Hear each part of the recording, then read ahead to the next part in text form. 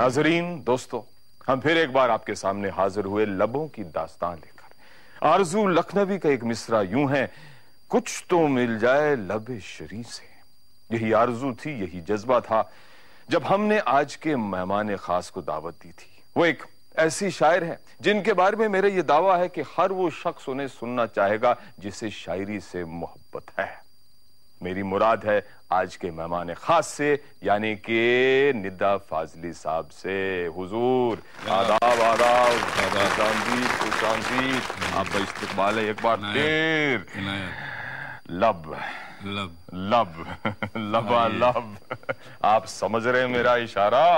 آئیے سر تشریف رکھیے۔ واہ، انگڑائیاں ہو چکی، اب ہیں لب۔ اب لب۔ آپ نے آرزو صاحب کا نام لیا۔ آرزو بڑے خوبصورت شاعر تھے۔ انہوں نے ایک ایکسپیریمنٹ کیا تھا، ایک کتاب لکھی تھی، اس کا نام تھا سریلی بانسری۔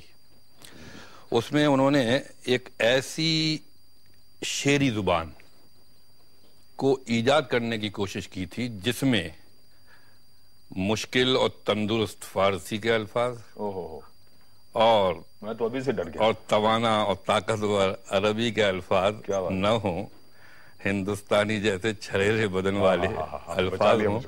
تو انہوں نے اس طرح کوشش کی تھی جیسے کہ ان کا ایک مطلع ہے، یہ فلم میں گانا آیا تھا کہ آنکھوں میں حیا، ہونٹوں پہ ہنسی، انکار بھی ہے اقرار بھی ہے۔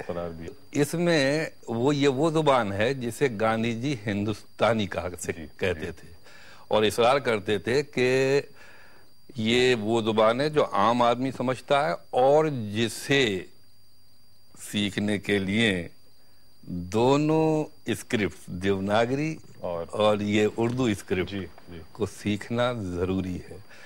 میرے خیال سے گاندھی جی was a son of soil، کیونکہ انہوں نے جب یہ کہا کہ اس زبان کو جو ہندوستانی ہے دونوں اسکرپٹ میں لکھا جائے، تو اس کے پیچھے ان کی سوچ کام کر رہی تھی کہ اردو کی شائستگی اور اس کے تلفظ، ہندی کا رس اور زمینیت جب مل جائے گی تو معاف کیجئے شاعری بھی کھل جائے گی۔ جہاں تک لب کا سوال ہے، لب شاعری کا بڑا خوبصورت موضوع رہا ہے۔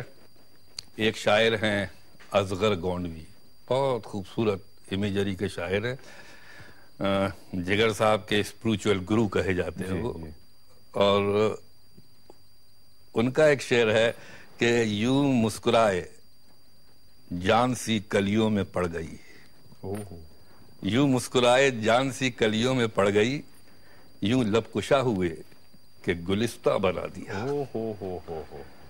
اور ایک ہمارے ترقی پسند عہد کے بہت مشہور شاعر ہیں اور جو مشہور گیتکار بھی تھے، جانثار اختر صاحب، ان کی مشہور غزل ہے کہ ہم سے بھاگا نہ کرو دور غزالوں کی طرح۔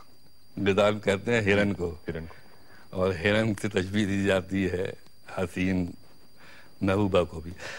ہم سے بھاگا نہ کرو دور غزالوں کی طرح، ہم نے چاہا ہے تمہیں چاہنے والوں کی طرح۔ اور اس میں آگے ایک لفظ استعمال کر رہے وہ، تیری آنکھیں، تیرے ابرو، تیرے عارض، تیرے لب اب بھی مشہور ہیں دنیا میں مثالوں کی طرح۔ مثالوں کی طرح، کیا بات ہے۔ تو محبوبہ کی آنکھ ہو یا لب ہو، جب مثال بنتی ہے نا، اس کے بارے میں مجھے یاد آ رہا ہے کہ جب ٹیگور کافی عمر گزار چکے تھے اور بزرگ ہو چکے تھے تو ہی واز انٹرویوڈ، اور ان سے پوچھا گیا کہ ٹیگور صاحب اتنا کچھ لکھنے کے بعد بھی کیا اب بھی کچھ ایسا ہے جس پر لکھا جا سکتا ہے یا آپ لکھنا چاہتے ہیں؟ تو ٹیگور نے جواب دیا تھا کہ زمین کے ذرے سے آسمان تک ہر چیز پر لکھا جا سکتا ہے، شرط ہے انوالومنٹ کی اور رشتے کی۔ انوالومنٹ اور رشتے کی، کیا بات